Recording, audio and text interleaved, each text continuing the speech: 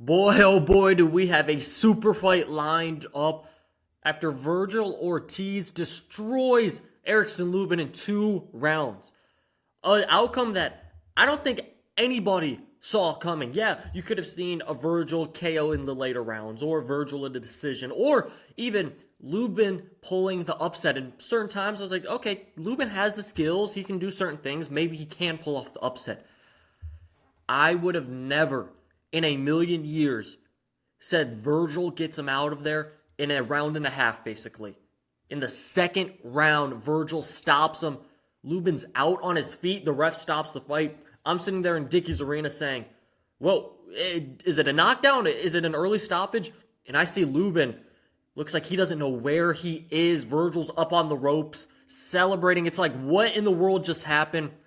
What happened was Vergil Ortiz made a statement, not only to 154, not only to Boots Ennis, but to the entire boxing world. Some people question Vergil Ortiz coming into this fight. There's not much to question now. Now the only question is Vergil and Boots going to get in the ring in 2026? I'm Luke Backman with the Never Drop Podcast. Make sure you like, comment, and subscribe to this recap of Ortiz versus Lubin. A fight at Dickey's that I was in the building for. The atmosphere was incredible. Obviously, it's in Fort Worth. That's Vergil Ortiz's backyard. He had his fans there. Don't worry about that. But also, guess what? The stars were there. Errol Spence Jr., Jermell Charlo, Frank Martin, Regis Prograis, Arnold Barboza, Teofimo Lopez, Boots Ennis, Eddie Hearn. All these guys were in attendance for Vergil Ortiz because everyone knew what was at stake.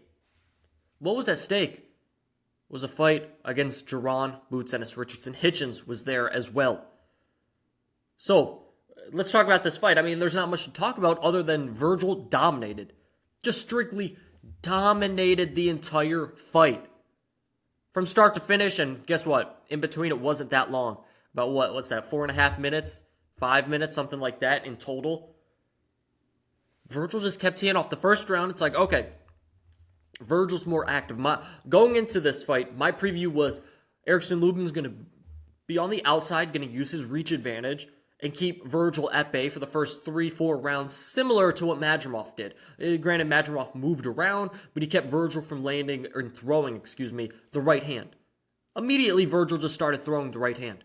Like, he threw a couple, I believe, jabs, and then he just got straight to it. It was like, there's nothing coming back.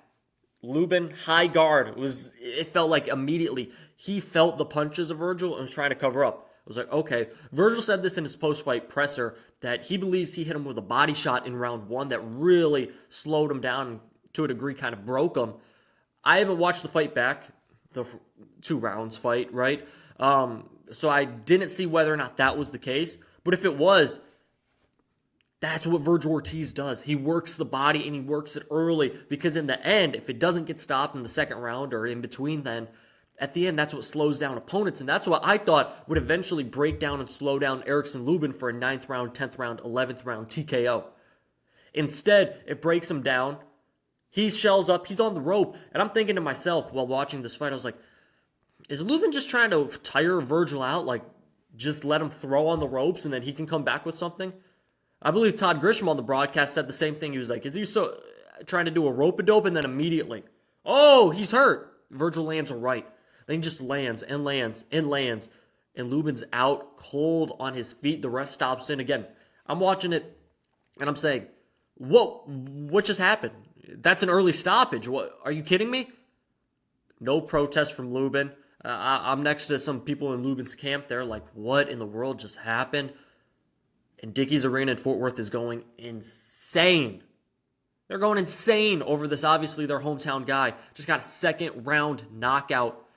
A statement put on by Vergil Ortiz. Incredible. Again, there's not much to talk about this fight other than the fact that Vergil Ortiz mowed down an Erickson Lubin that I don't want revisionist history in the future. I've already seen, I believe Sergio Mora said it on the broadcast. Immediately he said, well, Lubin is a shot fighter. Vergil took care of it. Going into this fight, yes, Vergil was the favorite, but it was more of a 65-35 type of fight. It wasn't something that it was, automatic as Vergil Ortiz. There were people picking Erickson Lubin to win, also give him a good fight. No one saw 2 rounds. And of course, people want to compare it to the Boots fight that Boots had, the first round knockout. And that's fun. Something funny.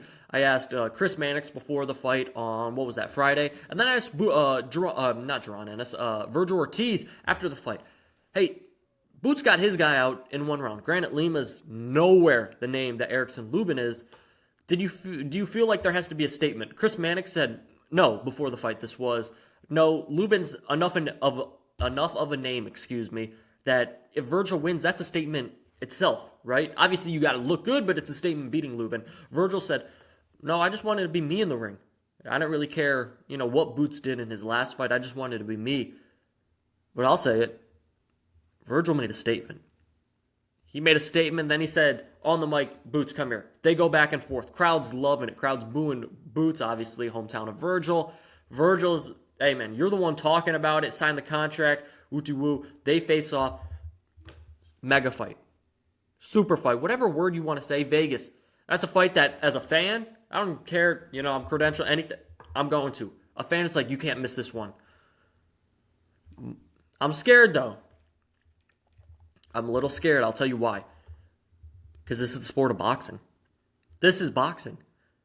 You're telling me there's not a good percentage that says, oh, this fight doesn't happen next, and instead they use the excuse, oh, we want to build it up for them to get belts at 154, because both don't have any belts. Vergil, the Ring Magazine, #1 guy in the division, doesn't have a belt. Boots obviously just moved to 54, does not have a belt. You don't think that they might come out and say, oh, they want to get belts and then they'll meet up? That's boxing. I mean, how many times have we seen that? Excuses. There shouldn't be excuses. These guys want the fight. Boots and Vergil want the fight. It's truly up to Matchroom and Golden Boy. I think Oscar wants to fight. I think Eddie wants to fight. It's about figuring it out, man. It's going to be in Vegas. They're not going to do Philly. They're not going to do Dallas. It's going to be in Vegas. American super fight. It's got to happen next. If it's not, then it's boxing shooting itself in the foot again. I thought when they were doing the back and forth in the ring, I said, this went from a boxing super fight where all the boxing fans are into it, right? Into a fight that I think this can commercially, to the casuals, do well as well. I think you got the face-off. You got the both of them. One guy gets a round 1 knockout. The other gets a round 2 knockout. This is the perfect build-up. It should have happened at 47. It didn't. It needs to happen next. It cannot wait. You can't marinate it any longer. It has to happen next. But I'll tell you, if it doesn't happen, but you want to know a name that I heard so much last night from Oscar and Vergil, and he was in attendance, Errol Spence Jr. The amount of times I heard Oscar say, we could do Errol Spence at AT&T. I can call up Jerry Jones. Vergil Ortiz saying, I'd love a fight against Spence. He's one of the Texas all-time greats. I fought with him. I've been a stablemate with him before. I want that fight. Someone even said, hey, would it be a passing of the torch?